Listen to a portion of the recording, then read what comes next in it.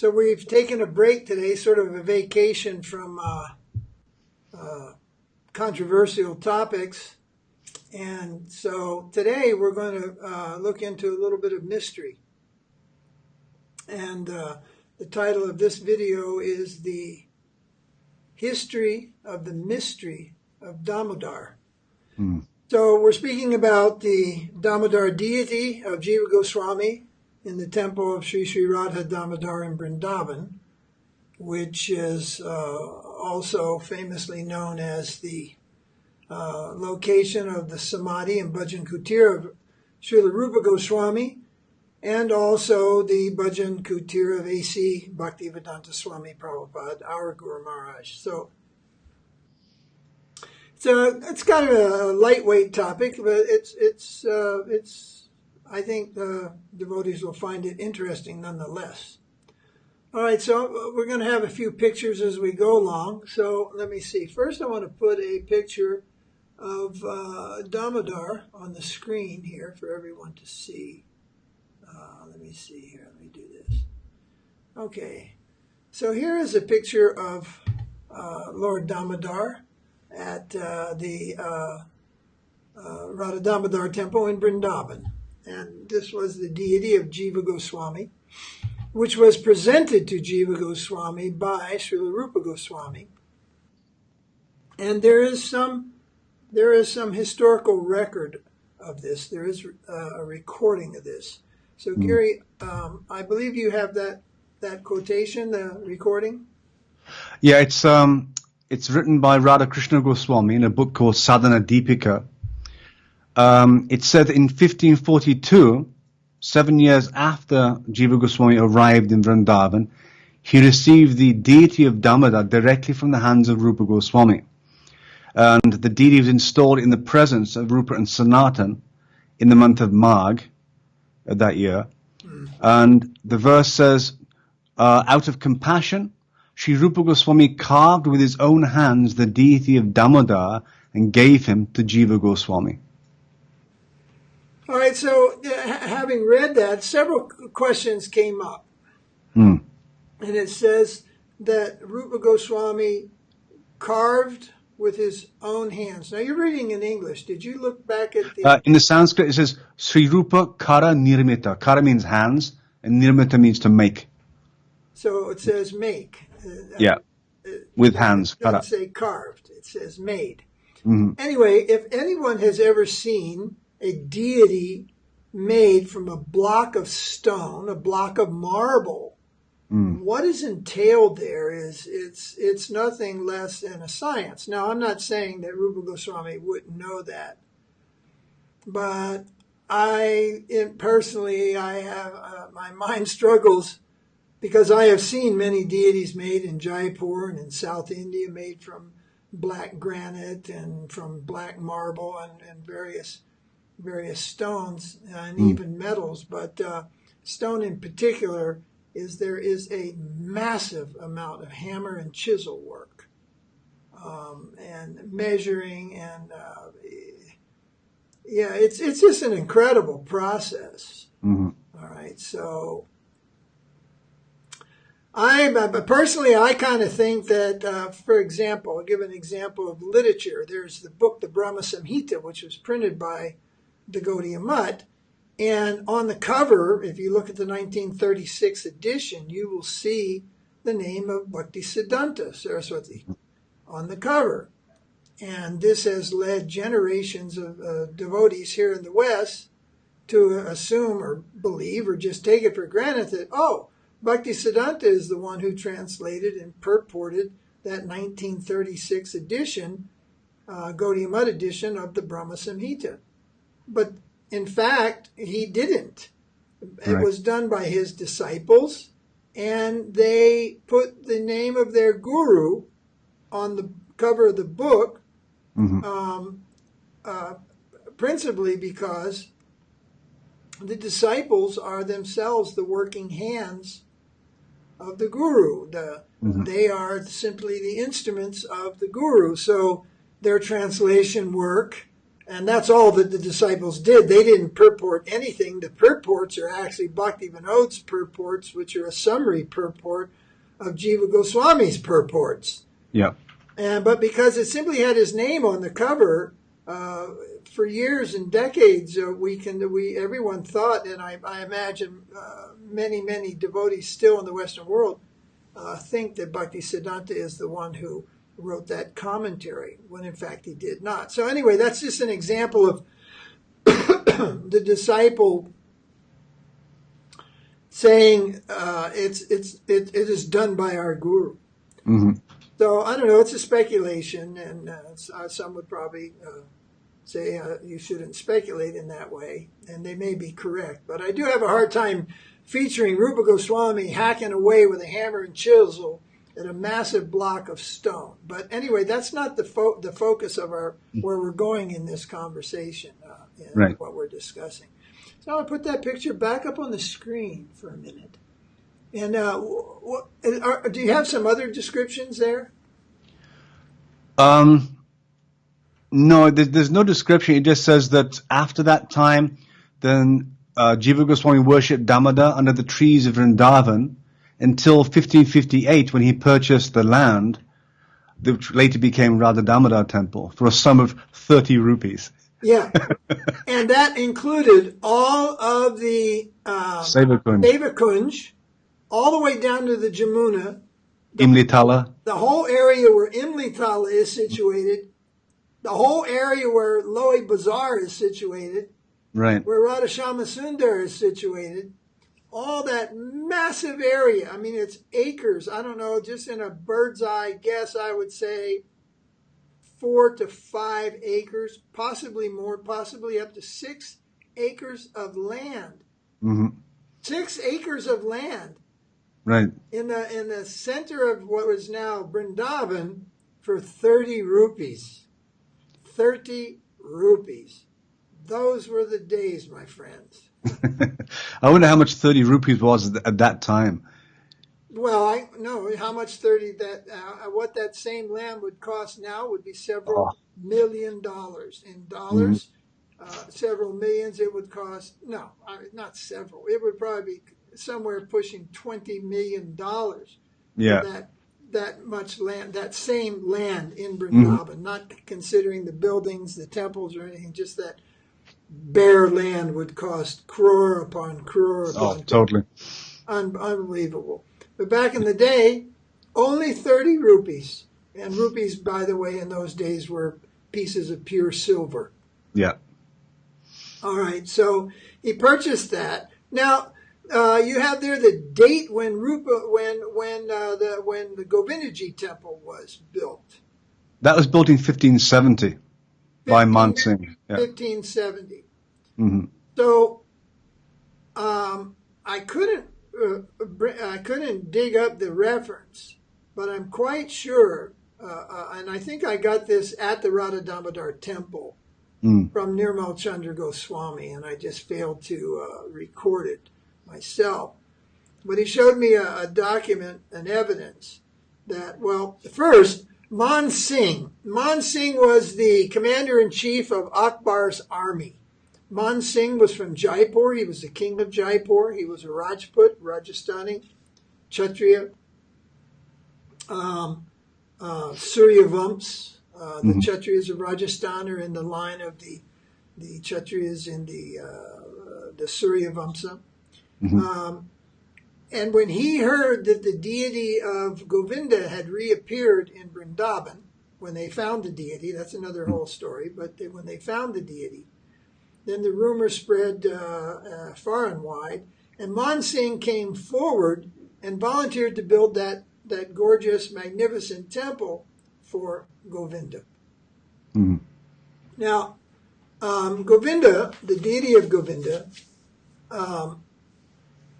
had demanifested at a time, not the time of Akbar, way before that, way before that. The deity was installed approximately 5,000 years ago by the grandson of Lord Krishna. Yeah, great-grandson. Great-grandson of Lord Krishna. And Uttara, his mother. Is that right, or his grandmother? That was Vajranava's mother. Yeah. That was Vajranava's mother. The king, the grandson, Vajranava. So you have a list there. He installed a total of 16 deities, 4 Devis, 4 Mahadevs, and 8 deities of Krishna throughout the Braj. Right. Right. You want to run through that list real quick? Yeah. So first there was Haridev at Govardhan, Keshava at Mathura, Baladev at Baladeo, Govindaji, who's now in Jaipur, Gopal or Srinath, who's in Natadwar, Gopinath, who's in Jaipur now, Madan Mohan, who's now in Kuroli, Sakshi Gopal, who's now in Orissa. Then there was Chakleshwara Mahadev at Govardhan, Kameshwara Mahadev at Kamyavan, Bhuteshwara Mahadev at Mathura, Gopeshwara Mahadev, who's in Vrindavan. Then the Devis is Manasi Devi in Govardhan, Vrinda Devi in Kamyavan, Patal Devi in Mathura, and Yoga Maya in Vrindavan. So these are 16 deities, 4 Devis, 4 lingams of Mahadev, and 8 deities of Krishna. Right. But it's interesting to note, at that time, no deity of Radharani was installed. Approximately 5,000 years ago, and the great-grandson of Lord Krishna, who was king of Mathura at that time, he and his mother arranged. And we don't have the detail to give about each deity right now. But over time, historically, looking at the history of northern India, Vrindavan was right in the path of the warring armies for centuries. The Kushan invasion, which many devotees are unaware, which came from a part of Mongolia, which is just above China, entered into Afghanistan and came down into India and conquered that part of India all the way down to Lucknow. Was Lucknow in Bihar or UP? UP. All the way down to Lucknow and Uttar Pradesh, and ruled India for 250 years, that north of India. Mongolians. And the capital was Mathura? They had that was their winter capital. Their summer capital was up in Kazakhstan somewhere. So a big, huge tract of land they ruled. Mongolians. In other words, Chinese Mongolians ruled in that part of India. So, all these takeovers were, involved great wars and great battles. So we don't know when, at least I don't know when, the deity of Govinda went underground and was buried in a hill, which is now the site of the Govindadeva temple, which is again in ruins after yet another army came through Vrindavan, hell-bent on destruction of all the Hindu temples and desecration of the deities. Then Govinda went to Jaipur. So these ancient deities. Now, amongst these ancient deities, Damodara is not listed. Damodara doesn't manifest until 4,500 years later, when the deity is presented to him by Rupa Goswami. And the record says that it is made by the very hands of Rupa Goswami. So we won't debate that, but I did mention it's hard for me to conceive of Rupa Goswami doing the work of a Shilpi, because to make a deity out of a piece of stone like that, it's 4 to 6 hours a day on the hammer and chisel for 6 months. It's not the labor of someone like Rupa Goswami, but that it is done under his direction and his supervision, then that is as good as by his hand. That's personally the way I understand it. But that's not the point of this. Yeah. So I'm going to put a picture here. It's not an old picture. It's a recent picture of Govinda on the screen. So this is Govindadeva, who is presently now in Jaipur, and this is a very recent picture. This picture was taken just a few months ago, maybe even a month and a half or 2 months ago. So everyone can see that the form of the deity is blackish. Now, I noticed a few years ago something strange was happening. And this strangeness that was happening, I noticed it at the Radha Damodar temple. And what I noticed was the deity was changing colors. The deity was changing, of Damodar was changing from blackish color, sham, to brown. Now, I couldn't notice this at the time of darshan for the simple fact, let me put that picture of Damodar back on the screen, for the simple fact, whoops, wrong picture. Well, I didn't notice it at the time because there's so much Sringara and you're a little bit distance away from the deity unless you're a pujari. But one day I went into Nirmalchandra Goswami's room. He was the Saivite Goswami there at the time. And he has since passed away a couple years ago. But at that time, and this was about 15 years ago, something like that, at least 10, 12 years ago. Anyway, I went into his room and there was a picture on the wall. Now I have that picture here. Let me see. Here it is. There was this picture, and there were several pictures on the wall. Now, if you look at this picture, it's like, oh my gosh, the face is brown, the arms are brown, the feet are brown, the black seems to be wearing off, and so I took a digital picture of the picture, and then I zoomed into the chest of the deity, and I could see the black was, the black on the chest was literally flaking off. So that there were several other pictures. Let me see if I can find them.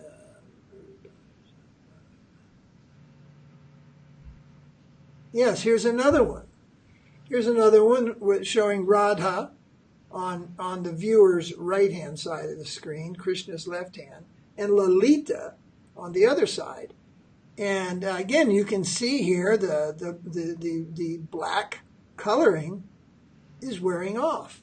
Well, up to this point, everybody that I knew of, and it ended up, everybody thought that the deity was a natural black color made by Rupa Goswami from a black, probably marble. All right. Now, marble isn't available all over India. Marble actually comes from one place in India called Makrana.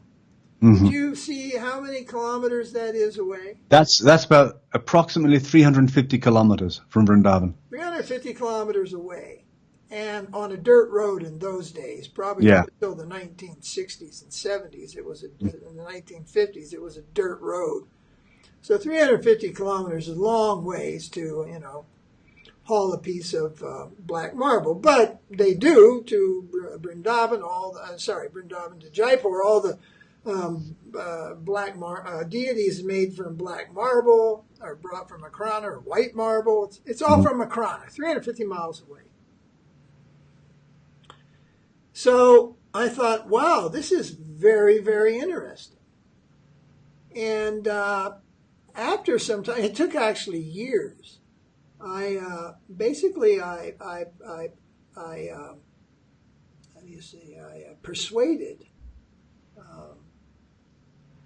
I persuaded Goswami in the manner of maintenance of the deity, with all respect for the deity, to rubbed the deity with a silk cloth and chandan rather abrasively, because I realized that by putting the chandan on the forehead and wiping it off and putting it on and wiping it off and putting it on and wiping it off for hundreds of years, that abrasion has taken off the color.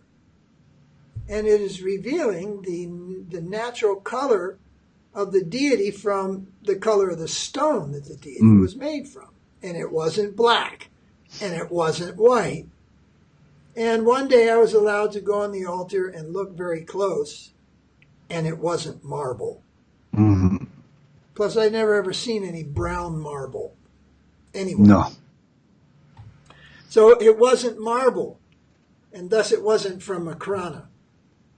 All right, so here's that picture. Let me see. So this picture I didn't have, wasn't able to get a bigger one, but let's take a look at it. I'll put this over here on your face, Scary. It's hard to put this picture where it's going to be seen properly. But anyway, as the devotees can see who are watching this video, you can look very close and you can see, oh my gosh, this is brown. Mm-hmm. Now, one of the first things that came to mind is, could they have made 400 and some years ago when Rupa Goswami made this deity, could they have made this stone from Govardhan? Well, the first thing that came to my mind is I couldn't conceive of anybody, Rupa Goswami or anybody else, hammering away with a hammer and chisel on a stone from Govardhan to make such a large deity. That was inconceivable. I just could see that happening. And secondly, those devotees here who are watching this film who have been to Govardhan, and especially if you've been there a number of times and actually had the opportunity to really take in what you're looking at, there is no consistency of color in the stones of Govardhan.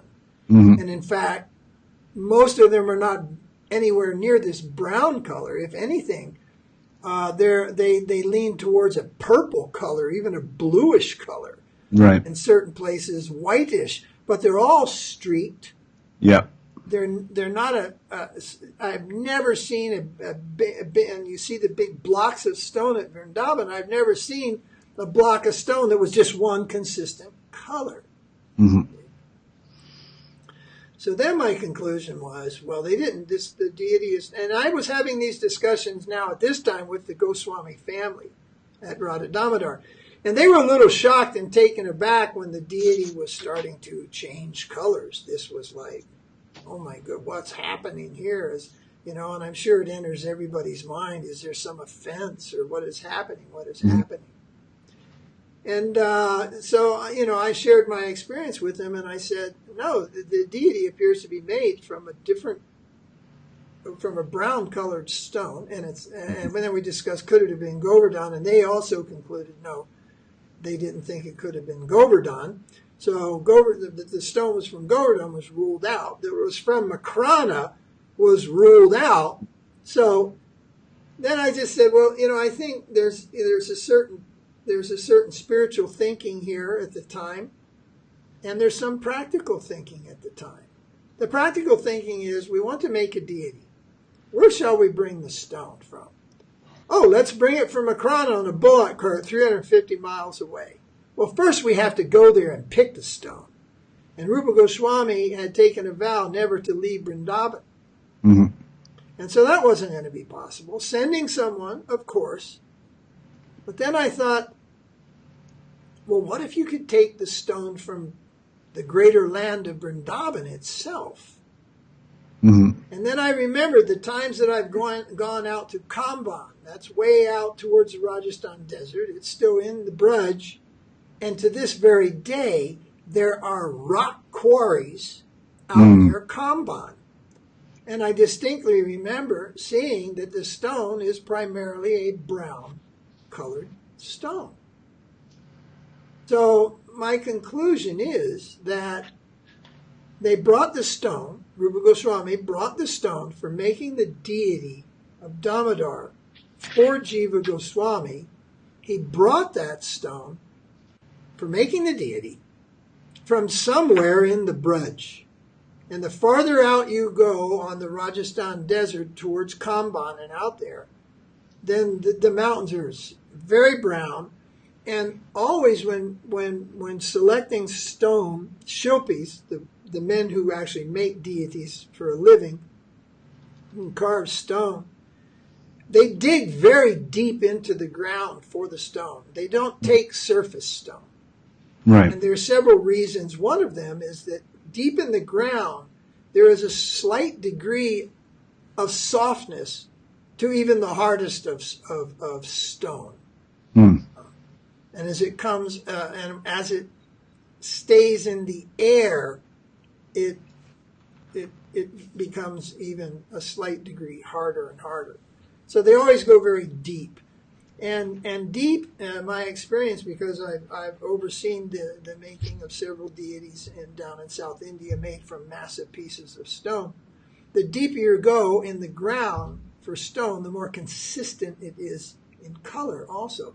And if you look at these pictures that we put up here of Damodar, there's no inconsistency. And of late, means last year or so, I observed the full body of the deity when they had removed all the remaining color, and there is no variation in the brown color to white or something. Yeah, no streaks. Yeah. No streaks. It's very, very consistent. And up close, it's like, my goodness, the quality of the work there. And of course, we're speaking in terms of pre-installation, the work of making the deity. Mm-hmm. When it's installed, it's Archavigraha, non-different than Satchidananda. Yeah. Satchidananda. So we're taking the liberty of going to pre-installation of the deity. Mm. So this was all very nice, and then someone sent me a picture who was unaware, because in the darshan, even now, people don't, it's like everybody looks but nobody sees. Yeah. Plus, like you said, with all the shringa and the tilak and everything. It's very hard. But very when you difficult, point it out, then devotees go, oh, yeah, Damodar's brown. Huh? Was he always brown? No, he wasn't. In the time of Prabhupada, he was sham, jet black. Black. Okay? So about 2 years ago, a year and a half ago, whatever it was, someone sent me a picture who didn't know what was happening at Damodar, and this picture was of Govindadeva. Let me see if I got that picture here. I put that on. Yes, it's another small picture. This is the deity of Govindadeva in Jaipur, which was Rupa Goswami's deity, which Rupa Goswami found buried in the ground on a hill in Vrindavan. Now look, the deity is brown. This deity of Govinda, the color was coming off, and this devotee, he had taken a picture with a zoom camera during darshan, and he had zoomed in on the deity's face, and when he looked at the picture, he goes, oh my gosh, the deity is turning brown. So he sent it and says, oh, is this the big buzz was aparad, the deity's changing color, aparad. And of course, Western devotees are always, are always quick to throw aparad on the head of the Hindu Vaishnavas, Right. Barrier to come to the West, aparad, this, that, and the other. Well, when I saw that, then I went, oh, now I know for sure. And also, now let's go back 5,000 years, and the king of Mathura, which he can do pretty much anything he wants, he's the king, and he decides, he and his mother, that they're going to make all these deities of Krishna, and they're gonna truck a bunch of marble up from Makrana. Well, he could, it was no big deal for a king. He can do that. But put yourself back in the position of the king in those days, and the great-grandson of Lord Krishna, and you can do, you're king, you can do just about anything you want. You have the manpower, you have the wealth, you have the time, you have about anything. You can do whatever you want. Right. And then at the same time, think of the spirituality. What is Vrindavan? Chintamani Dham, the land of Vrindavan, non-different than Krishna, in a little bit different way than Govardhan Hill is non-different than Krishna. Right.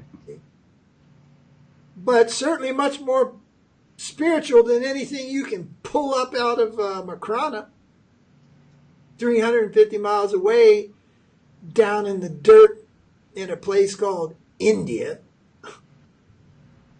And whereas Vrindavan is the spiritual world, the Dham.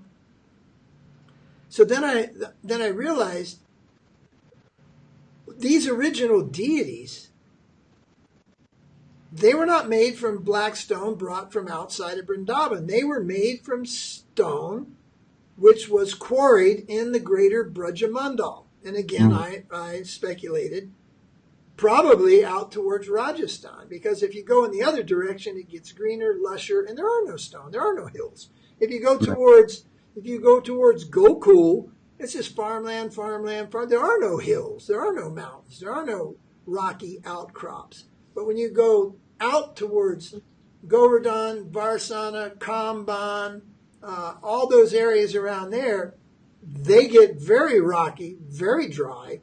And as I pointed out, even today there are rock quarries out there in the greater Vrindavan. So my conclusion was that what's his name again? Vajranabh. Yeah. Vajranabh, actually, not Braj. Vajranabha, yeah. Vajranabha quarried, had the Shilpis, the workers, quarry stone from in the Brajamandal for making these original deities. Right. So then I thought, well, then Rupa Goswami must have known this. Or he just accidentally, 4,500 years later, just had the same line of spiritual thinking. Why bring stone from Makrana when we can bring stone from the Braj itself, which we worship as non-different than Krishna? So either he came upon the same spiritual way of thinking, or he knew something. Mm-hmm. If there is one fault with the Gaudiya Vaishnavas and the Hindus and Indians in general, they are terrible at recording history. And a proof of that is Rupa Goswami, the head of our Sampradaya. We don't even know what day his appearance is. Yeah. We know when his disappearance is, but we don't know when his appearance was. And same with Sanatan, I believe. Mm-hmm. We don't know when Sanatan Goswami appeared. And there's so many acharyas in the past. Their appearance days are not even recorded. In the village, when that little child was born, nobody thought, oh, here's a great acharya is being born. And people didn't record things. They just didn't record things. And when the British went to India, they were pulling their hair out. Who built this? I don't know. Our ancestors. Who? Yeah, it's always been there. Huh? It's always been there. Yeah, it's always been there. It's always been there. So, the Gaudiyas, luckily Chaitanya Charitamrita, Chaitanya Bhagavat, some things, a few things were recorded, but the massive things were unrecorded. Compared to today, we record almost everything. Everything. Big guru, little guru, big acharya, small acharya. Cameras are on, recorders are on, live broadcast, podcast, Right. Everything recorded, but back in the day, way back in the day, they didn't record hardly anything. Mm-hmm. So anyway, we don't know all the details in between, but we do know one thing. Govindadeva, who was installed 5,000 years ago, it's not a self-manifest deity. It is a deity which is made by a Shilpi under the direction of the king and his mother. And we know that 4,500 years later or so, Rupa Goswami supervises or does the work himself and makes a deity out of stone. And both of those stones are the same. They're this brown stone. There is no brown marble. Rule out Makrana. So if they're going to bring in some stone from, say, Gwalior or Jaipur or somewhere, this is outside the Braj. naturally, you could just see where the person would start to think, even if they weren't the great souls that they were, they would just start thinking, well, if we're going to bring it from Jaipur, why not get it from Vrindavan? Because it has a more spiritual substance to the Right. But because Krishna is Shyam, then the stone was colored. So then I went on a search. And we don't have all the pictures, unfortunately. My computer was lost a few months ago, and a lot of valuable pictures that I had been saving were lost on this subject. But here, for example, we discovered that, for example, I'm putting this in the screen here. This is Gopeshwar Mahadev. This is the lingam of Lord Shiva, Gopeshwar, in Vrindavan town itself, Vrindavan itself. And have a look. It's also made from a brown stone. So we found, of course, we're not able to get really, really up close, but we did secure some high-res pictures of various deities. And, of course, they're always fully, the Shringar is head to toe. It's it's total. And it's really hard to see past that. Right. But in a couple instances, we were able to see past that.